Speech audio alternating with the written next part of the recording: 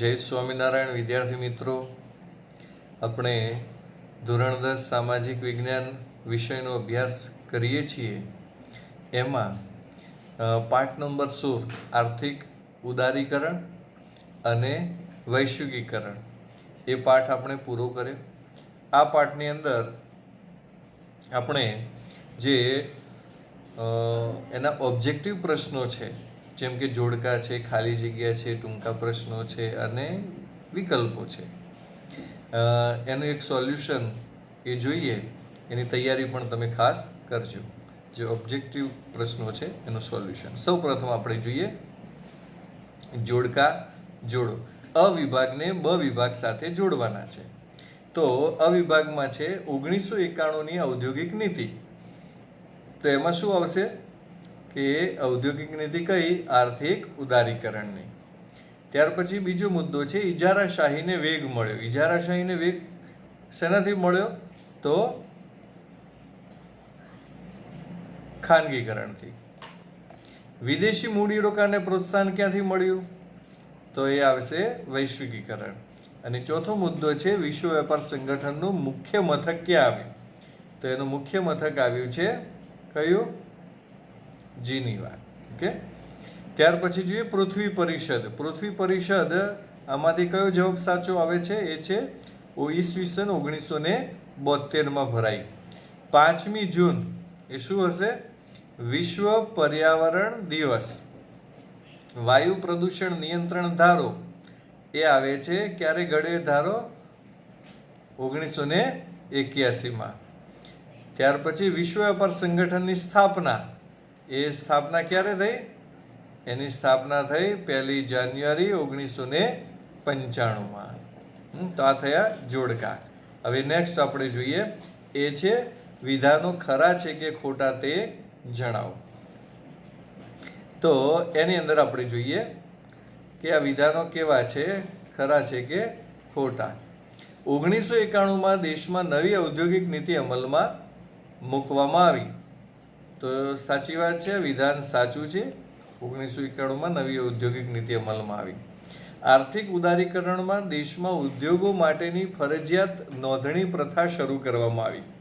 હવે આર્થિક ઉદારીકરણમાં ફરજિયાત નોંધણી હતી ને એ દૂર કરી, શરૂ ના કરી. એટલે આ વિધાન કેવું આવશે? ખોટું આવશે. આર્થિક ઉદારીકરણના પરિણામે દેશમાં ઉત્પાદનમાં વધારો થયો. હા, ઉદ્યોગો નવા સ્થપાયા ને એટલે ઉત્પાદન વધ્યું. તો વિધાન સાચું છે.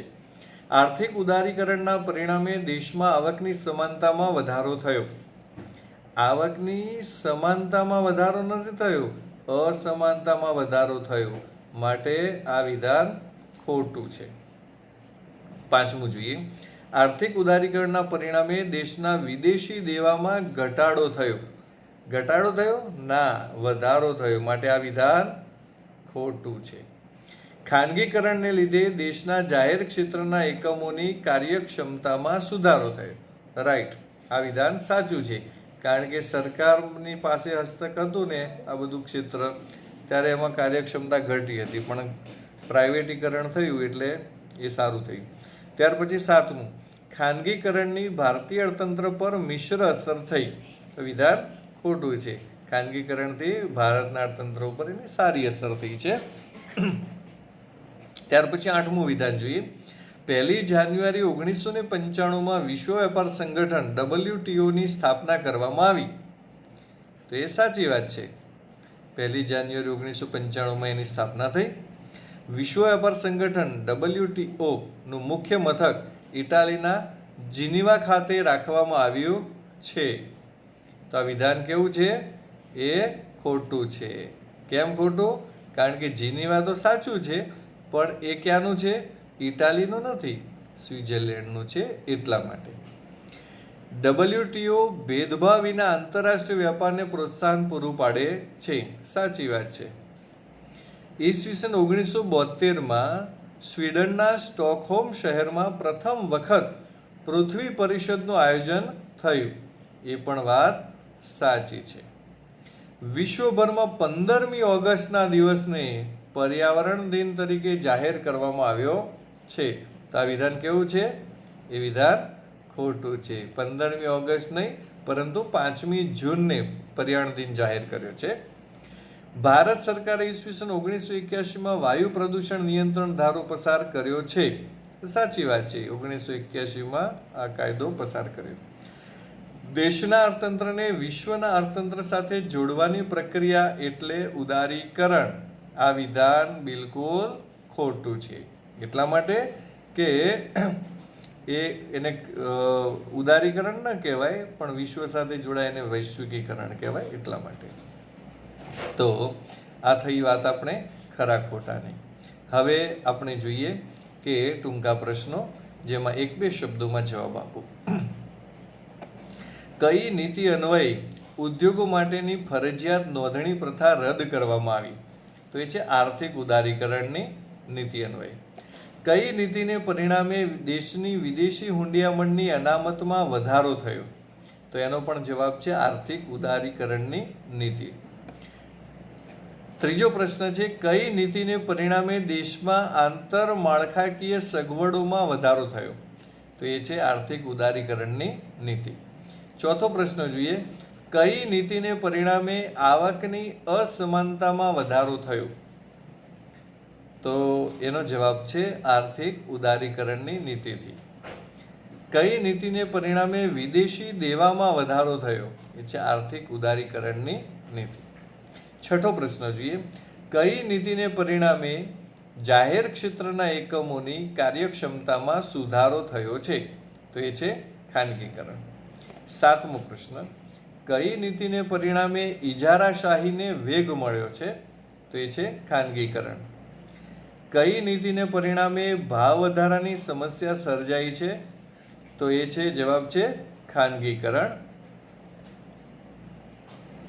નવમો પ્રશ્ન, દેશના અર્થતંત્રને વિશ્વના અર્થતંત્ર સાથે જોડવાની પ્રક્રિયા એટલે શું? એને કહેવાય વૈશ્વિકીકરણ. 10મો પ્રશ્ન, કઈ નીતિને પરિણામે દેશમાં વિદેશી હુંડિયામણને પ્રોત્સાહન મળે છે? તો એનો જવાબ છે વૈશ્વિકીકરણ. ત્યાર પછી 11મો પ્રશ્ન જોઈએ, પર્યાવરણની સુરક્ષા માટે ઈસવીસન 1972માં સ્ટોકહોમ શહેરમાં શાનું આયોજન થયું? તો એનો જવાબ છે પૃથ્વી પરિષદનું. 12મો પ્રશ્ન જોઈશું, વિશ્વભરમાં 5 જૂનના દિવસને કયા દિવસ તરીકે જાહેર કરવામાં આવ્યો છે? તો એ છે પર્યાવરણ દિન. 13મો પ્રશ્ન, ઈસવીસન 1981માં વાયુ પ્રદૂષણ નિયંત્રણ ધારો કોણે પસાર કર્યો? તેનો જવાબ છે ભારત સરકારે. 14મો પ્રશ્ન, સુપોષિત વિકાસ એટલે શું? ટૂંકમાં એને કહેવાય ટકાઉ વિકાસ. અને 15મો પ્રશ્ન, આઝાદી પછી શાના અમલ દ્વારા ઝડપી આર્થિક વિકાસ કરવાનું કાર્ય હાથ ધરવામાં આવ્યું? તો એ છે પંચવર્ષીય યોજનાઓ. તો આ થયા 1-2 પ્રશ્નોના જવાબ. અને હવે જોઈએ આપણે વિકલ્પોમાંથી સાચો વિકલ્પ શોધી ખાલી જગ્યા પૂરો. ખાલી જગ્યાઓ જોઈએ. એમાં પહેલું છે, જેમાં ઈસવીસન ખાલી જગ્યામાં નવી ઔદ્યોગિક નીતિ અમલમાં મૂકવામાં આવી. તો ઈસવીસન કઈ સાલ આવશે? 1991. ખાલી જગ્યા અન્વયે ઉદ્યોગો માટેની ફરજિયાત નોંધણી પ્રથા રદ કરવામાં આવી. તો એમાં શું આવશે? આર્થિક ઉદારીકરણ. આર્થિક ઉદારીકરણ લીધે ખાલી જગ્યાની અસમાનતામાં વધારો થયો. તો આવકની અસમાનતા. ખાલી જગ્યાને લીધે ઇજારાશાહીને વેગ મળ્યો છે. એમાં આવશે ખાનગીકરણ. દેશના અર્થતંત્રને વિશ્વના અર્થતંત્ર સાથે જોડવાની પ્રક્રિયા એટલે વૈશ્વિકીકરણ. 1 જાન્યુઆરી ખાલી જગ્યાથી વિશ્વ વ્યાપાર સંગઠન WHO, વિશ્વ વ્યાપાર સંગઠન WHO, અહીંયા આ પ્રિન્ટિંગ મિસ્ટેક છે, WTO આવશે, શરૂ કરવામાં આવ્યું. તો એ 1995માં. અહીંયા પણ એ જ ભૂલ કરેલી છે. વિશ્વ વ્યાપાર સંગઠન, અહીંયા તમારે WTO વાંચવું, નું વડું મથક સ્વિટ્ઝરલેન્ડના ખાલી જગ્યા ખાતે રાખવામાં આવ્યું છે. તો સ્વિટ્ઝરલેન્ડના, એમાં બી જવાબ આવશે જીનીવા ખાતે. WTO વિશ્વ વ્યાપાર સંગઠન ભેદભાવ વગર વ્યાપારને પ્રોત્સાહન પૂરું પાડે છે. તો કયા વેપારને પ્રોત્સાહન પૂરું પાડે છે? આંતરરાષ્ટ્રીય. પર્યાવરણની સુરક્ષા માટે ઈસવીસન 1972માં સ્વીડનના ખાલી જગ્યા શહેરમાં પૃથ્વી પરિષદ યોજવામાં આવી. તો સ્વીડનના એમાં સી જવાબ આવશે, સ્ટોકહોમ ખાતે. ઈસવીસન ખાલી જગ્યામાં પ્રથમ વખત પૃથ્વી પરિષદ યોજવામાં આવી. તો ઈસવીસન 1972માં. વિશ્વમાં ખાલી જગ્યાના દિવસે વિશ્વ પર્યાવરણ દિન તરીકે ઉજવવામાં આવે છે. તો એમાં આવશે 5 જૂન. અને 12મો પ્રશ્ન જોઈએ. ઈસવીસન ખાલી જગ્યામાં ભારત સરકારે વાયુ પ્રદૂષણ નિયંત્રણ ધારો પસાર કર્યો. તો એ આવશે 1981. તો આ થઈ ખાલી જગ્યાની વાત. હવે આપણે જોઈએ આગળ, એ છે વિકલ્પો. એની અંદર આપણે જોઈએ તો એમાં જે જવાબ છે એ જવાબમાં રાજ્યની આવક અને ખર્ચ અંગેની નીતિ એટલે શું? આવક અને ખર્ચ અંગેની નીતિને રાજકોષીય નીતિ કહેવામાં આવે છે. કયા વર્ષની ઔદ્યોગિક નીતિથી ભારતમાં આર્થિક સુધારાનો નવો યુગ શરૂ થયો? તો 1991ની. એ સી આવશે. ઈસવીસન 1991ની ઔદ્યોગિક નીતિ દ્વારા કરાયેલ સુધારામાં કઈ એક બાબત ન હતી? યાદ રાખજો, ન હતી. તો ઉદારીકરણ, પછી બી ખાનગીકરણ, સી વૈશ્વિકીકરણ અને ડી રાષ્ટ્રીયકરણ. તો સોરી, આ ડી છે રાષ્ટ્રીયકરણ, એ નથી આવતું. વૈશ્વિકીકરણનો ખ્યાલ કોની સાથે સંકળાયેલો છે? તો વૈશ્વિકીકરણનો ખ્યાલ છે એ વિદ્યાર્થી મિત્રો વિદેશ વેપાર અંગેની નીતિ સાથે જોડાયેલો છે. ત્યાર પછી જોઈએ વિશ્વ વેપાર સંગઠનનું વડુ મથક ક્યાં આવેલું છે? વિશ્વ વેપાર સંગઠનનું વડુ મથક જીનીવા ખાતે આવેલું છે. વિશ્વમાં કયા દિવસને વિશ્વ પર્યાવરણ દિન તરીકે ઉજવવામાં આવે છે? તો 5મી જૂનના દિવસને. 5 જૂનનો દિવસ કયા દિવસ તરીકે ઉજવવામાં આવે છે? વિશ્વ પર્યાવરણ દિન તરીકે. વિશ્વ વેપાર સંગઠનની સ્થાપના કોણે કરી હતી? તો સંયુક્ત રાષ્ટ્રના સભ્ય દેશોએ ભેગા મળીને. ત્યાર પછી 9મો વિકલ્પ જોઈએ. નીચેનામાંથી માત્ર એક જ વખત ઉપયોગમાં લઈ શકાય એવું સાધન કયું છે? તો એ છે કોલસો, જે ફરી વપરાઈ જાય પછી ના મળે. પ્રદૂષણનો ફેલાવો અટકાવવા બળતણ તરીકે શાનો ઉપયોગ કરવામાં આવે છે? કેરોસીન, પ્રાકૃતિક વાયુ, ડીઝલ કે પેટ્રોલ? તો એમાં શું આવશે? સીએનજી. એ પ્રદૂષણ ફેલાવવામાં અટકાવવામાં એનો ઉપયોગ થાય છે. ભારતમાં ઈસવીસન 1981માં કેન્દ્ર સરકારે કયો ધારો પસાર કર્યો? વાયુ પ્રદૂષણ નિયંત્રણ ધારો. પર્યાવરણની જાગૃતિ અંગે પ્રથમ પૃથ્વી પરિષદ કઈ સાલમાં યોજવામાં આવી? તો ઈસવીસન 1972માં.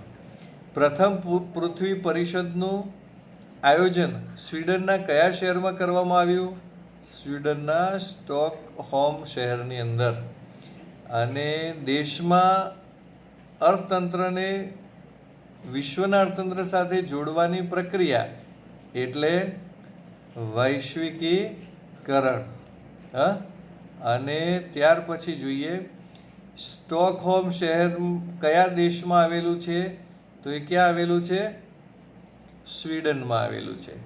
તો 15મા પ્રશ્નનો જવાબ આવશે સી.